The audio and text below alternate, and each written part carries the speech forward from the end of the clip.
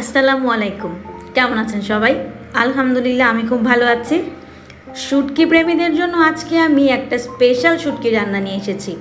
কাটার কারণে কিন্তু অনেকেই লইট্টা শুটকিটা মজা করে খেতে পারে না, একটু ডিস্টার্বিং ফিল হয়। আমি কক্সবাজারে যখন গিয়েছিলাম তখন যখন আমি লইট্টা শুটকিটা অর্ডার করলাম, দেখলাম ওরা কাটাটা ছাড়িয়ে শুটকিটা ভুনা করেছে।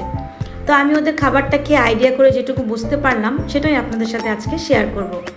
শুটকিগুলোকে আমি ক্লিন করে নিয়েছি এভাবে, চারিপাশে কাঁটাগুলো কেটে মাথাটা অনেকটাই ফেলে দিতে হবে। তারপরে শুটকিগুলোকে বড় বড় পিস করে কেটে নিয়েছি। এটা কিন্তু একদম বাজার থেকে কিনে আনা যে অবস্থায় ছিল ঠিক সেই অবস্থায় কেটে নিয়েছি। এখন পর্যন্ত কিন্তু আমি শুটকিগুলোকে ওয়াশ করিনি।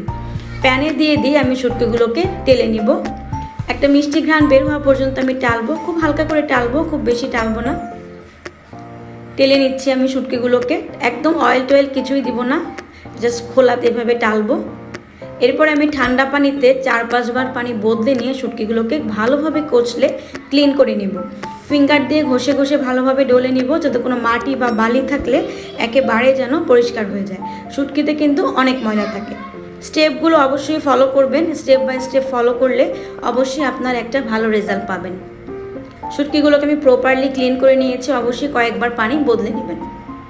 শুটকিগুলো যখন আমার একদম প্রপার ক্লিন করা হয়ে যাবে তখন আমি এখানে একটু ওয়ার্ম ওয়াটার দিব, যেখানে আঙুলটা ডুবিয়ে রাখা যায় এরকম পানিতে আমি শুটকিগুলোকে প্রায় 10 থেকে 15 মিনিটের মতন ভিজিয়ে রাখবো।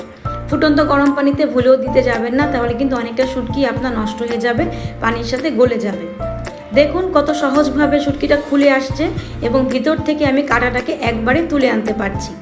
খুব সহজে একটুখানি সময় নিয়ে, একটু ট্রিকি জিনিসটা আপনারা খুব সহজেই কিন্তু একটু হাত দিয়ে প্রেস করলেই দুপাশ থেকে শুটকিটা খুলে যাবে এবং মাঝখান থেকে বোনটা উঠে চলে আসবে। একটু ট্রাই করলে ইনশাল্লাহ আপনারা খুব সহজে এটা পেরে যাবেন। ব্যাস, সব শুটকির কাটা চলে গেল। এবার আমি রান্নায় চলে যাব। চাইলে কেউ এই অবস্থাতেও রান্না করতে পারেন, অথবা শুটকিগুলোকে একটু থেতলেও নিতে পারেন। আমি এভাবেই রান্না করে দেখাবো।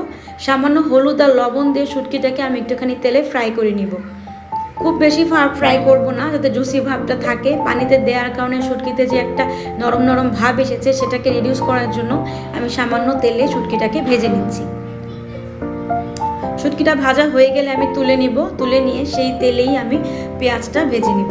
শুটকি রান্নায় কিন্তু একটু বেশি তেল লাগে, আপনি চাইলে একবারেও তেলটা দিতে পারেন বা কয়েকটা স্টেপে একটু একটু করে দিতে পারেন। পেঁয়াজটাকে আমি পুরো বেরেস্তা করব না, হালকা বাদামি করে ভেজে শুটকির সাথে তুলে রাখবো। এ পর্যায়ে আমি পেঁয়াজ বাটা, রসুন বাটা, আদা বাটা এবং কিছু দারুচিনি, এলাচ এবং তেজপাতা দিয়ে খুব ভালোভাবে মশলাটাকে কষে নিব। শুটকিতে একটু দারুচিনি, এলাচ, তেজপাতা দিতে আমার ভালো লাগে, ফ্লেভারটা সুন্দর আসে। যদি আপনি চান এটাকে স্কিপ করতে পারেন। মশলা কিন্তু তেলের মধ্যে আমি কষে নিচ্ছি। এইবার আমি পাউডার মশলাগুলো অ্যাড করব। হলুদের গুঁড়া, মরিচের গুঁড়া, ধনের গুঁড়া, খুব সামান্য জিরের গুঁড়া, লবণ, এগুলো অ্যাড করে একটু একটু করে পানি দিয়ে মশলাটাকে আমি ভালোভাবে কষে নেব।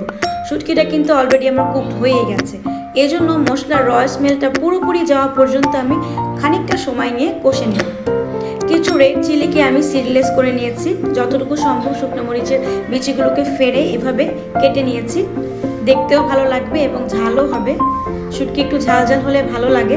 ভাতের সাথে যখন আপনি শুকনো মরিচটাকে মাখাবেন তখন খুবই মজা লাগবে। কিছু রসুনের আস্ত কোয়া দিয়ে নিয়েছি, আমি দেশি রসুন ইউজ করেছি, ইন্ডিয়ানটা দিলেও হবে। শুটকিটা অ্যাড করে দিয়ে খুব ভালোভাবে তেলে নেড়ে নিচ্ছি। একদম কম জালে ঢেকে ঢেকে এবার আমি রান্না করব। আস্তে আস্তে অল্প আঁচে রান্না করলে দেখুন কিভাবে তেলটা উপরে উঠে এসেছে। আমার শুটকি কিন্তু একদম রেডি।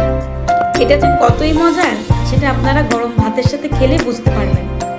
আশা করছি ভালো লেগেছে। একদম হোটেলের স্বাদটা হয়েছে কিনা আমি জানি না, তবে আপনারা ট্রাই করে অবশ্যই জানাবেন। ভালো থাকবেন সবাই। আল্লাহ হাফেজ।